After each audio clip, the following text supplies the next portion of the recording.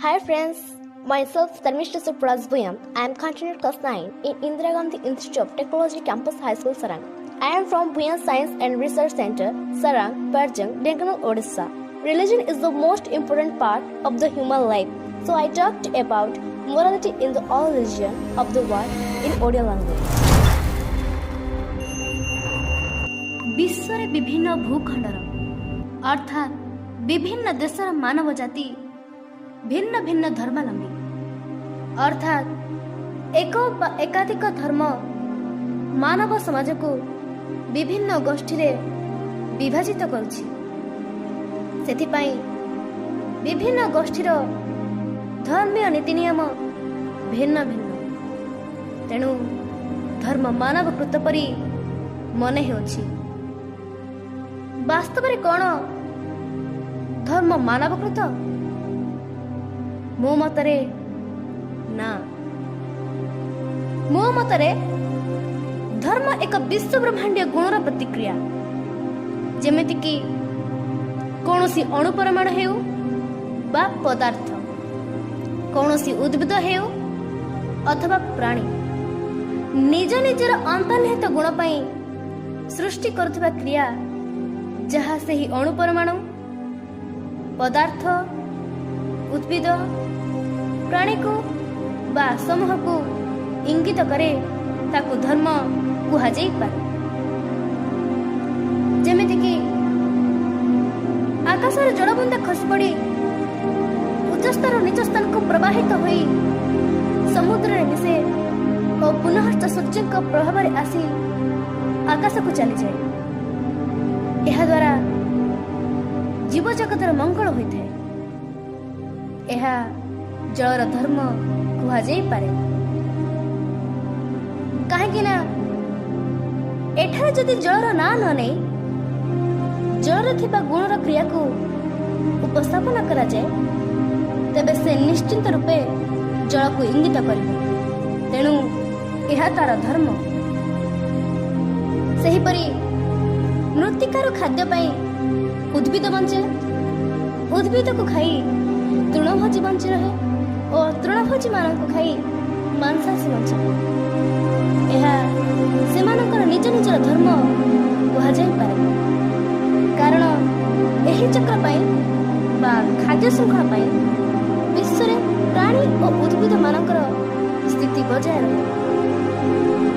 तेबे एठी एक प्रश्न आसे, अधर्म कौन होइथाय पारे? जीव हेउ अथवा निर्जीव समस्ते किछि ना किछि गुणर अधिकारी होइथांती, अर्थात बहुगुण विशिष्ट। जदि कौनसी जीव बा निर्जीव निजर गुण मानक मध्यरु कौनसी एक गुण को परिस्फुटित बा ସେହି गुण को आधार करी कौनसी क्रिया न करे तेबे ताकु अधर्म कुहा जाई पारे। मानव जाति पई प्राप्त होइतिबा एपरि एक गुण को उदाहरण निया जाई पारे जे गुणर नाम विवेक।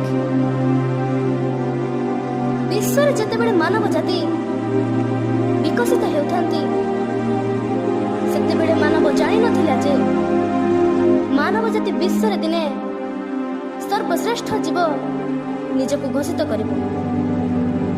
तेबे मानव जाति एही गुण को अजाणତରେ निज कार्यकलाप व्यवहार करू करू गोष्ठी जीवन आरंभ हुए। धीरे धीरे गोष्ठी समस्त मंगल निमंते नियम कानून तैयारी हुए और एक अदृश्य छत्र छाया निर्माण हुए जहां आमे समाज बोली कही। जदियो विभिन्न भूखंडर भिन्न भिन्न सामाजिक कानून तथापि सब समाज गुड़िक विवेक रू सृष्टि कुहा जाई पारे। तेणु जदि कौनसी व्यक्ति विशेष हेउ बा कौनसी गोष्ठी समूह हेउ जदि तांकर बंचिबार शैली रे बा सामाजिक कानून रे विवेक रूपक गुण परिस्फुटित न हुए तेबे ताकु अधर्म कुहा जाए। काहेकि ना ବିବେକ ଏକ ବିଶ୍ୱ ବ୍ରହ୍ମାଣ୍ଡ ଗୁଣ ଯାହା ବିଶ୍ୱର ମଙ୍ଗଳ ପାଇଁ ଉଦ୍ଦିଷ୍ଟ। ବିଶ୍ୱରେ ଏହି ବିବେକ ରୂପକ ଗୁଣକୁ କିପରି ନିଜର ଜୀବନଶୈଳୀରେ ବ୍ୟବହାର କରାଯାଇପାରେ ତାହା ସର୍ବପ୍ରାଚୀନ ଭାରତ ଦର୍ଶନ ଅର୍ଥାତ୍ ଭାରତ ଦର୍ଶନ ଶାସ୍ତ୍ରରେ ମିଳେ।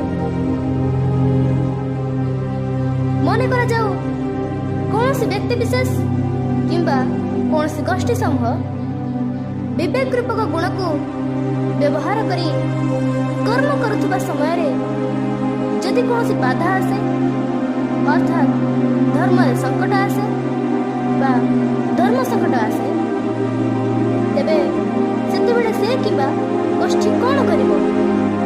ଏକ ରୋମାଞ୍ଚକର ପରିସ୍ଥିତି କୁହାଯାଇପାରେ। ଧର୍ମ ସଙ୍କଟ ଅର୍ଥାତ୍ ଧର୍ମକୁ ଆଧାର କରି ବା ବିବେକକୁ ଆଧାର କରି କୌଣସି ବ୍ୟକ୍ତି ବା କୌଣସି ଗୋଷ୍ଠୀ ସମୂହ କରୁଥିବା ବ୍ୟକ୍ତିଗତ ବା ସାମାଜିକ କାର୍ଯ୍ୟରେ ଯଦି ବିପଦ ଆସେ ତାକୁ ଧର୍ମ ସଙ୍କଟ କୁହାଯାଇପାରେ। ଏହି କ୍ଷେତ୍ରରେ ଦକ୍ଷତାର ଭୂମିକା ଅତ୍ୟନ୍ତ ଗୁରୁତ୍ୱପୂର୍ଣ୍ଣ ହୋଇଥାଏ। ନଚେତ୍ କୌଣସି ବ୍ୟକ୍ତିବିଶେଷର ବା କୌଣସି ଗୋଷ୍ଠୀ ସମୂହର ଯଦିଓ ବିବେକକୁ ଆଧାର କରି କାର୍ଯ୍ୟ କରୁଥାଏ ତଥାପି ଅଧର୍ମ ହୋଇଥାଏ।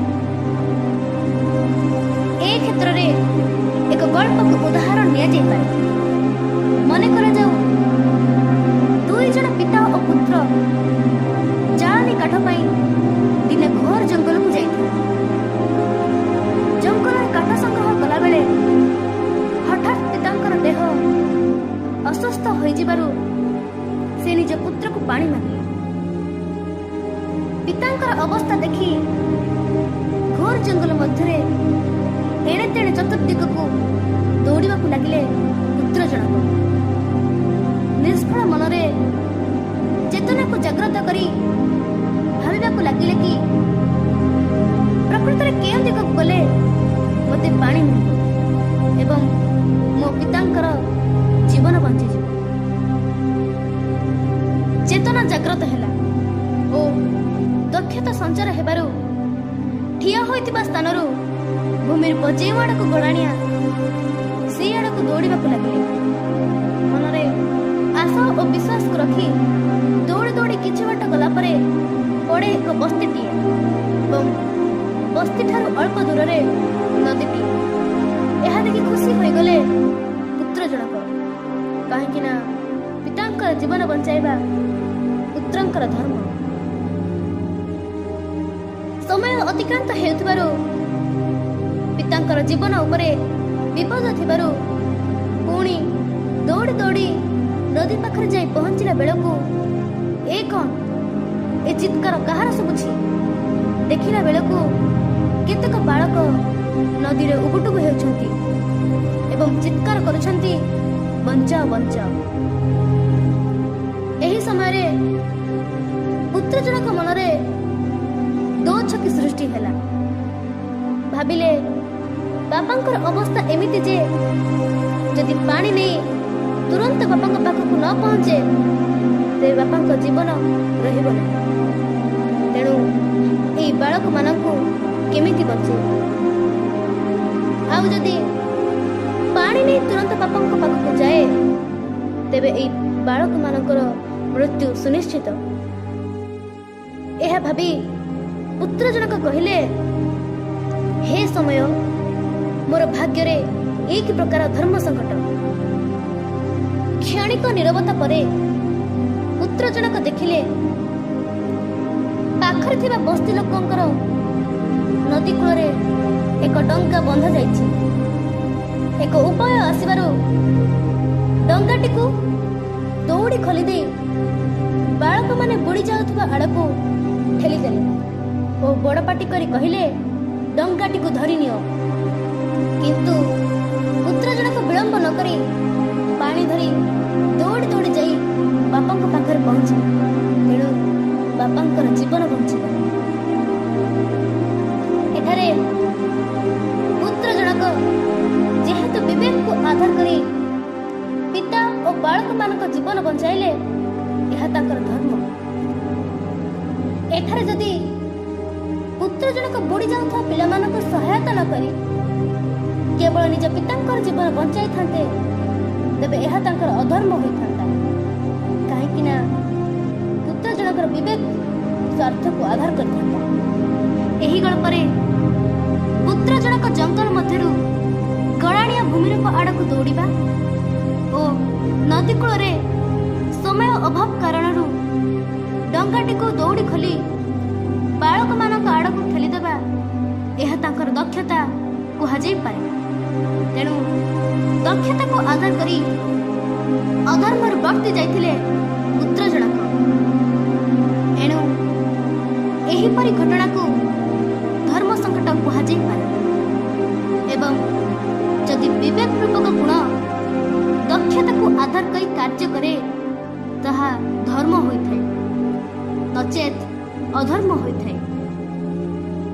ମାନବ ସମାଜରେ ରାଜତନ୍ତ୍ର ହେଉ ବା ଗଣତନ୍ତ୍ର ହେଉ, ଦେଶର ହେଉ ବା ରାଜ୍ୟର ହେଉ, ଯଦି ଧର୍ମ ସଙ୍କଟ ଭଳି ପରିସ୍ଥିତି ଆସେ ତେବେ ନିଜ ନିଜର ସ୍ଥିତି ବଜାୟ ରଖିବା ପାଇଁ ଓ ବିଶ୍ୱର କଲ୍ୟାଣ ପାଇଁ ଦକ୍ଷତା ସମ୍ପନ୍ନ ବ୍ୟକ୍ତିଙ୍କୁ ନିଯୁକ୍ତି ଦିଆଯାଇଥାଏ, ଯାହା ରାଜତନ୍ତ୍ରରେ ରାଜଗୁରୁ ଓ ଗଣତନ୍ତ୍ରରେ ପ୍ରଶାସନିକ ସେବା କୁହାଯାଏ। ଧନ୍ୟବାଦ।